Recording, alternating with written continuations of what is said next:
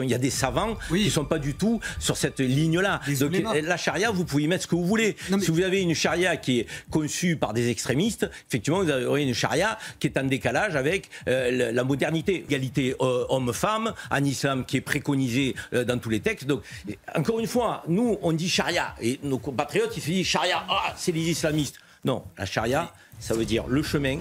Ça veut dire la voie. C'est au contraire, le noir et blanc.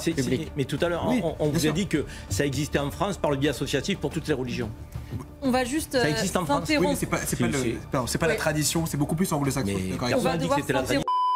Karim Zeribi était invité sur le plateau de CNews afin de démonter point par point les fantasmes médiatiques autour de la charia. Face à un journaliste qui associait islamisme et dangerosité, l'ancien eurodéputé n'a laissé aucune place à l'ignorance. Il a expliqué avec clarté que la charia, loin d'être un mot à effrayer les foules, signifie simplement le chemin à suivre, une base spirituelle, non un outil de domination. Dans un climat d'incompréhension volontaire, il a rappelé que l'islam appelle d'abord au respect des lois du pays dans lequel on vit, et que la majorité des musulmans s'y conforment pleinement. Il va plus loin. En comparant les modèles anglais et français, il démonte les raccourcis dangereux et souligne la compatibilité de nombreuses normes islamiques avec la laïcité républicaine. Comme vous allez le voir, il va littéralement faire voler en éclats tous les clichés en direct.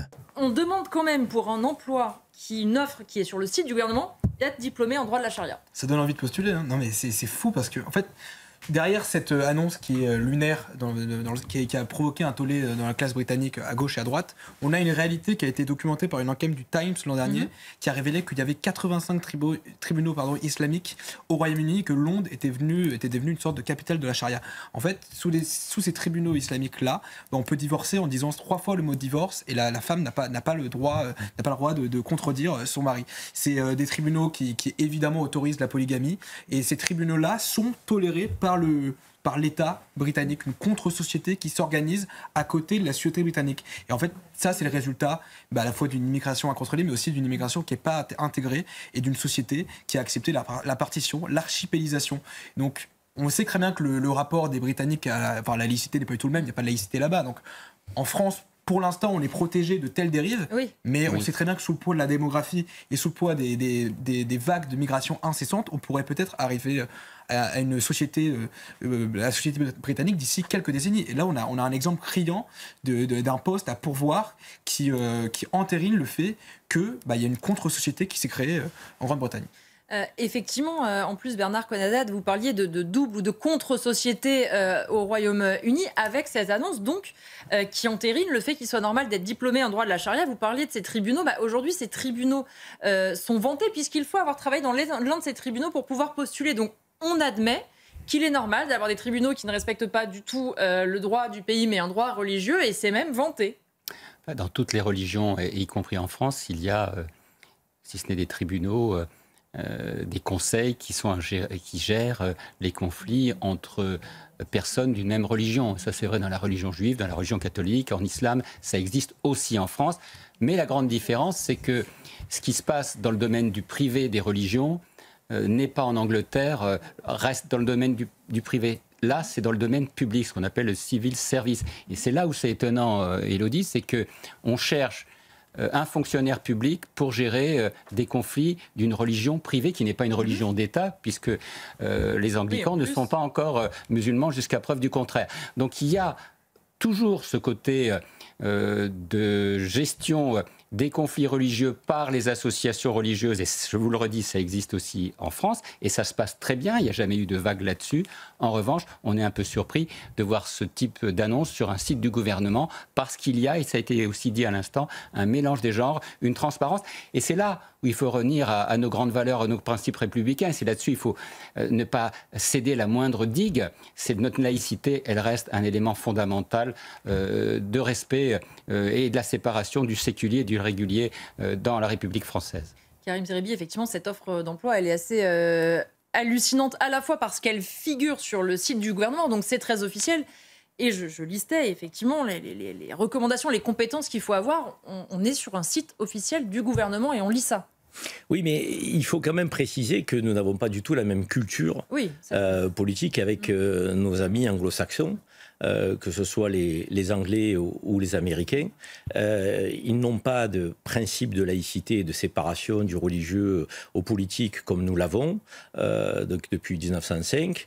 Ils ont une forme de conception de la nation qui est une juxtaposition de communautés reconnues comme telles, de ce que nous appelons, nous, communautarisme, puisque nous formons une communauté de destin, donc qui ne nie pas les origines des citoyens, mais qui demande à ce que nous puissions transcender les uns et les autres nos origines et faire partie d'une communauté nationale où on ne se définit pas par des origines ou une croyance religieuse. Donc nos concepts de nation sont fondamentalement différents. Donc nous, Français, on ne peut pas comprendre le modèle anglo-saxon. Et bien que certains puissent être attirés par ce modèle-là, moi personnellement, je pense que notre modèle est un modèle universaliste. Et c'est là qu'il tire sa force. Et il peut faire place à tout un chacun. Donc les anglo-saxons ont une société organisée en communauté. Et donc, pour eux, il n'y a rien de choquant. Demain, c'est une offre pour la communauté juive. Demain, les bouddhistes, les chrétiens, ils sont dans cette approche-là. Ensuite, deuxièmement, la charia, qu'est-ce que ça veut dire, la charia? Parce que c'est important que ceux qui nous écoutent, parce que derrière le mot charia, nous on met islamisme, terrorisme potentiel. La charia, littéralement, la traduction, ça veut dire la voie, le chemin à suivre. Et comme cela a été dit, toute religion a des normes religieuses et juridiques. Comme pour d'autres religions. Ce sont des normes religieuses et juridiques qui s'inspirent du Coran, de la vie du prophète, et qui, par des savants, régissent, j'ai envie de dire, un peu le comportement des musulmans dans une société. Donc il faut dire quand même qu'en islam, la première des règles, c'est de s'adapter aux lois du pays dans lequel on vit. Donc ça veut dire que si le pays dans lequel vous vivez a des principes de laïcité, vous devez respecter les principes de laïcité. Et on l'a dit tout à l'heure, ce que font l'immense majorité des musulmans. En Angleterre, c'est pas la même chose.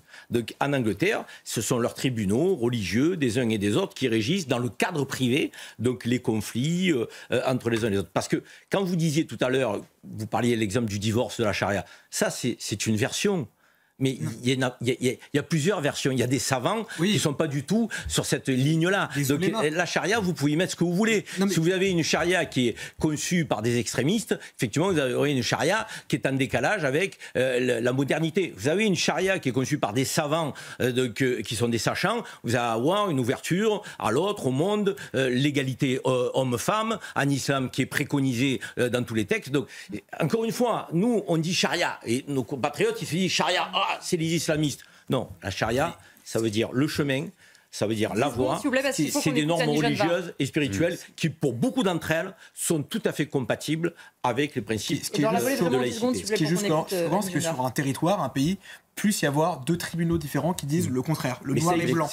Mais tout à l'heure, on vous a dit que ça existait en France par le biais associatif pour toutes les religions. On va juste ça existe en France. Oui, mais c'est pas la tradition, c'est beaucoup plus anglo-saxon. On va devoir s'interrompre sur ce sujet parce qu'avant de terminer l'émission, pour les quelques minutes qui nous restent, on va écouter Annie Genevard, la ministre de l'Agriculture, qui s'est exprimée sur les droits de douane. On écoute Annie Genevard.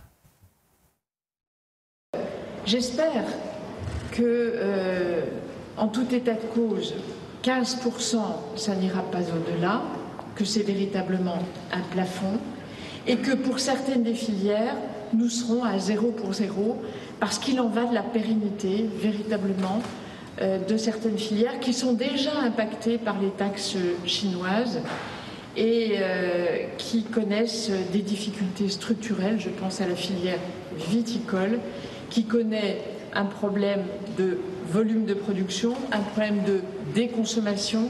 Donc vous voyez qu'il y a encore beaucoup d'incertitudes et nous sommes naturellement en attente de connaître la configuration exacte de ce projet d'accord.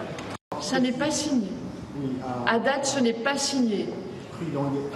Il y a eu un accord, facialement, une volonté de toper sur un projet d'accord. Mais on voit bien qu'il y a encore beaucoup d'incertitudes qui planent et qui méritent d'être absolument éclaircies. Alors Bernard Conadad, non, ce n'est pas signé. Les États membres maintenant doivent ratifier cet accord, mais on ne voit pas bien comment de toute façon renverser la tendance. C'est-à-dire que peut-être qu'on pourrait avoir encore plus de droits de douane, en avoir moins, on ne voit pas comment c'est possible. Écoutez, c'est un accord par défaut, nous n'avions pas le choix, nous sommes partis de 8%, nous avons évité 30 voire 50%. Je vous rappelle que la Chine avait été menacée de 50%. On a sur certains produits 15%. Ce qui est un peu dommage, c'est que sur un certain nombre de filières, je pense à produits pharmaceutiques, l'agroalimentaire, les services ont été exclus, mais aussi l'ensemble d'un certain nombre de services, on reste, comment dirais-je, taxé, et c'est bien dommage. Édouard Lavallée, rapidement sur ce sujet, s'il vous plaît. Oui, on a, enfin, même si Macron a quand même dit qu'on n'avait pas été assez craint, mais c'est le génie de Trump de faire croire qu'on est gagnant alors qu'on est perdant. Alors que 15%, ça reste évidemment très mauvais pour nous, et surtout 50% pour l'acier et l'aluminium, si je ne dis pas de bêtises. Donc on a un génie, entre guillemets, du marketing, de la com, enfin plutôt du rapport de force. Et c'est Arnaud Klarsfeld qui l'avait dit, je crois, il y a quelques semaines. Oui. Vous verrez qu'on s'en sortira à 15%. Et qu'on sera content. On feindra le bonheur, la satisfaction. Il avait été prophète pour le coup. Oui, parce que Karim, c'est vrai que certains tentent de se féliciter des 15%, parce que évidemment, quand vous partez de 30, vous arrivez à 15, c'est pas mal, mais on n'est quand même pas vraiment gagnant dans cet accord. Quand on nous vend un accord gagnant-gagnant, on voit pas bien où on est gagnant, nous. Mais on ne peut pas s'arrêter simplement aux 15%, parce que derrière les 15%, il y a quand même 0% pour les produits américains. Il y a un achat de gaz. Oui, il y a énormément de concessions qui sont faites aussi sur le business et le commerce avec les États-Unis, ce que les autres pays n'ont pas fait. La Chine n'a pas d'obligation à acheter le gaz américain. Donc la Chine ne va pas acheter l'armement américain. Donc nous sommes très contraints. Moi, ce qui me choque aujourd'hui, c'est que Mme Genevard, elle est à la tête d'un ministère qui s'appelle le ministère de l'Agriculture et de la Souveraineté alimentaire. Ce mot souveraineté a-t-il encore du sens quand Mme von der Leyen va négocier pour les 27 sans aucun mandat? Elle revient avec le pouvoir d'initiative de la Commission en nous livrant un accord, un pré-accord qui n'est pas satisfaisant du tout. Je ne comprends pas comment fonctionne notre continent. Je ne comprends pas. Moi qui ai été député européen, j'ai toujours été choqué que nous ne soyons pas dans une forme de fédération des États-nations où on peut préparer les dossiers et dire à la Commission, vous allez représenter la position des 27. Là, non. Elle revient et nous allons devoir débattre entre nous. C'est pas possible. On n'a plus de souveraineté. On n'a plus de souveraineté politique et on n'a plus de souveraineté alimentaire, contrairement à l'intitulé du ministère de Mme Genevard. Moi, je suis choqué et je suis très inquiet pour nos agriculteurs.